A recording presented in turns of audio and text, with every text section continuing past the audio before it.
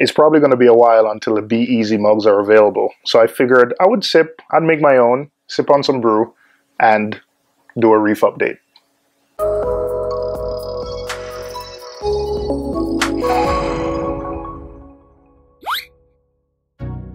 Hey guys, it's Reefing with O, and this is my February, even though today's March, February tank update, Reef update.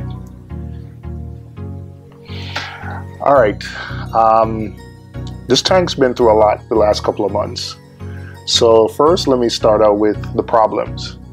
I'm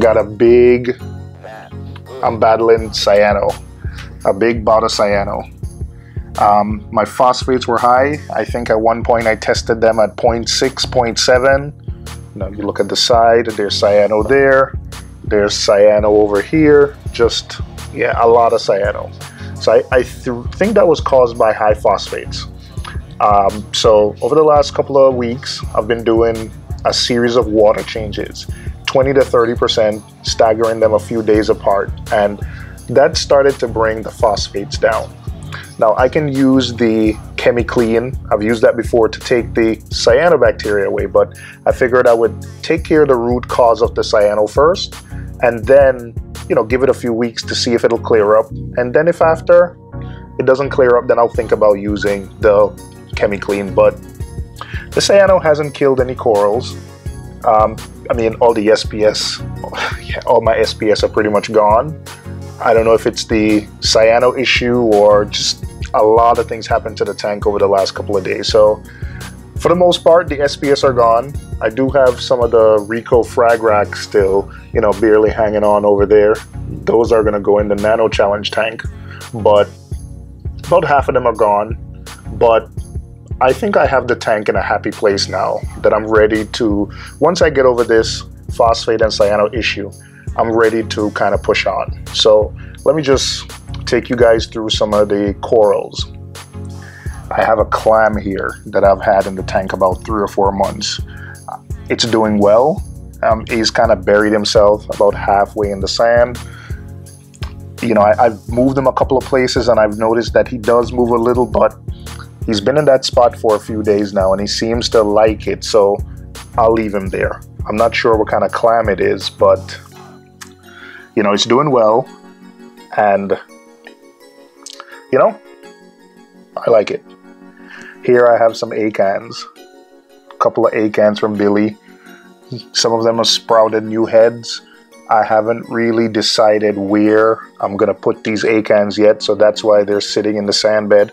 I did give a couple of these away, but and now that I have no angelfish in the tank, I'm able to keep the clam and acans. So I'm really a fan of acans now. There's a lot of different colors to collect, so I'm glad these are doing well. My zoa garden is recovering. At one point, this entire area was filled with zoas. It started dying back, and it started to regrow. So I'm really happy about that. I have a Duncan frag that you see there that I need to glue, that I have to figure out where to finally put it, but it's doing well, growing some new heads. And I have another different kind of Duncan here. I'm not sure what's the difference between that one and the other, but they look different, but this is my favorite one. Got pulsing Xenia, which I'm not a fan of, but my wife likes it, so it's there. Got a frag of candy cane coral that we rescued from my son's nano tank. This over here is the entire Euphilia garden, and to me this is the section of the tank that's doing well, doing the best now. My wife is holding the camera, she's smiling, so this is doing well until the SPS section gets going again. Oh boy. So yeah, we have a lot of different, this is hammers, frog spawns, torches, interspersed with our bubble tip anemone, which keeps splitting. I think we have, is it 4 or 5 different anemones now? I think we have 4 or 5. I'm not sure. But this version of this anemone doesn't really get bigger. It just splits. Once the disc gets to about 5 or 6 inches, you wipe that up, gets to about 5 or 6 inches, it splits. So this is the bubble tip / frog spawn area, and it's doing well. The cyano, what's that again? Gonapora. 2 Gonapora frags that are doing well. The clowns, you see the Gonapora has a bare spot in the top, and that's because the clowns just keep hosting and keep really getting into it, so they don't, yeah. But for the most part, I think it's doing well. Got a little, I sold my big toadstool I had, and we have a little baby that has longer tentacles, so I'm really excited to see that grow out. We spoke about the clam already. There's my my Lobo. It was in the sand bed and the sand was irritating it, so I moved it out of the sand bed. So it's starting to recover, so hopefully it'll kick on again. Have some more zoas. Have my, oh man, what's this again? I forgot. But this is some sort of sea fan. You need to get rid of it. Oh, some sort of sea fan that hasn't grown. I've had this now for about 1.5 years, maybe 2 years, and it hasn't grown much, but it's still hanging on and it's not dying. I have a lot of mushroom. My tank has no issues growing mushrooms. So whatever mushrooms I put in here, it just sort of explodes. So until this becomes the SPS section again, it's just the mushroom section, I guess. So we have discosomas in brown, green, tan, red, different shade of green. I think we have, there's all in the back. I think we have our jawbreaker that's separated, but it's somewhere in the back. So let's talk a little bit about some of the fish. I have my 2, saw that? Plain old clownfish. These are the 2 first ever saltwater fish I have, and they're doing well. They host between the green star polyp, the Gonapora, the toadstool, sometimes the hammers, but that's their section, and I like them. My first ever saltwater fish, and even though there's fancier clownfish, I have a fancy clownfish over here, a gold nugget, but my clowns are my original saltwater fish. Bought those with my son, so they have some special meaning. We have a wrasse there, not sure what type. My yellow tang, he's about 4 or 5 inches.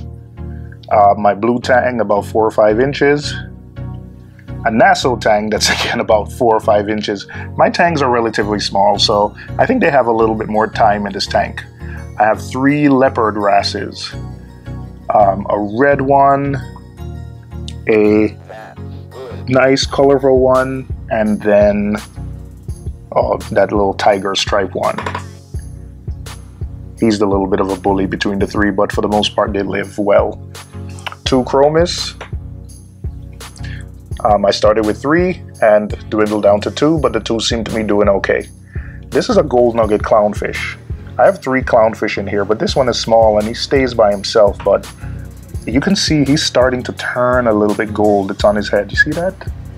I'm excited for when he changed to gold and red. So I have some mandarins in here, but they don't really come out until at night.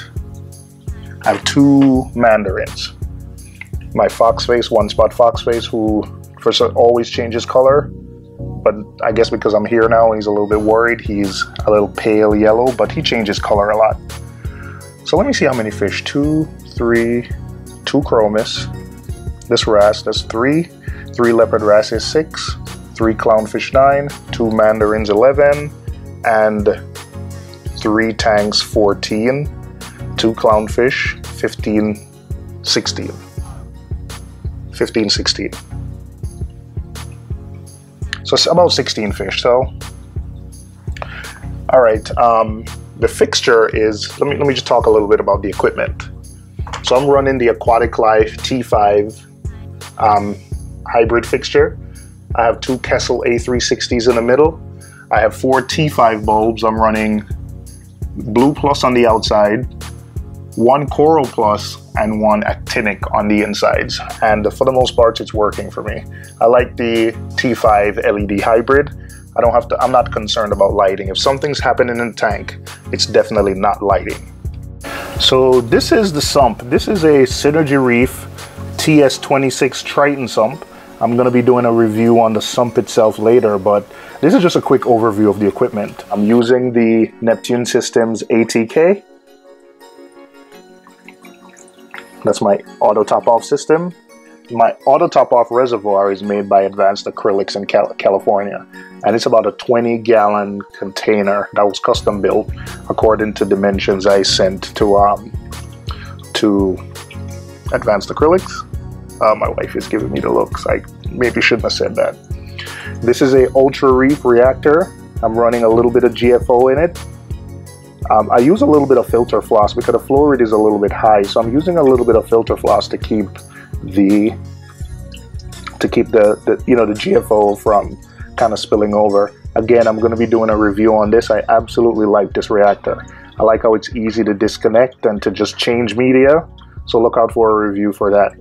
My skimmer is a Tunzi 9410 DC skimmer. Again, only been running this about a couple of weeks, but I absolutely do like it. It's small, fits into the sump.